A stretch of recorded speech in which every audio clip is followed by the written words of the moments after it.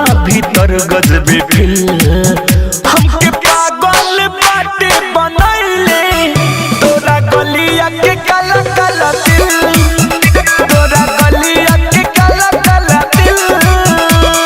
DJ विकास रीगा सीतामढ़ी ज्योति recording studio घोड़ा सहल लखान।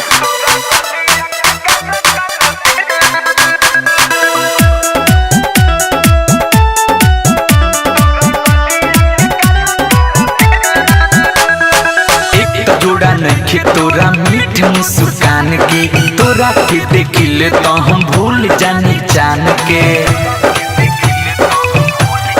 हाँ हाँ हाँ एक जोड़ा नखे तोरा मीठ मुस्कान के तोरा के देखिले तो हम भूल जानी जान के। ना तोर जोड़ बाटे सूरत भी जोड़ बाटे आधे उखिया लगे तो हर दिल हमके पागल बाटे बनैले तोरा गलिया के काला काला दिल तोरा गलिया के काला काला दिल।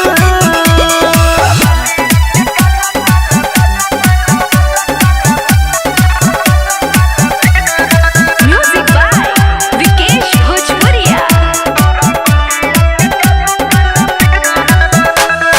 चले जब रहिया में नागिन के चाल हो अल दिला अशोक बाटे देखी के बेहाल हो।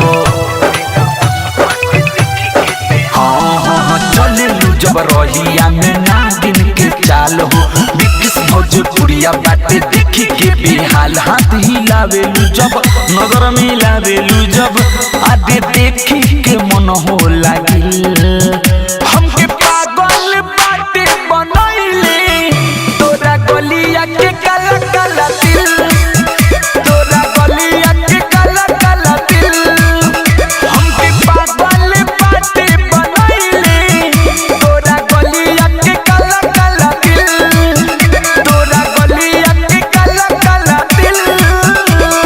ज्योति रिकॉर्डिंग स्टूडियो घोड़ा सहल लखान।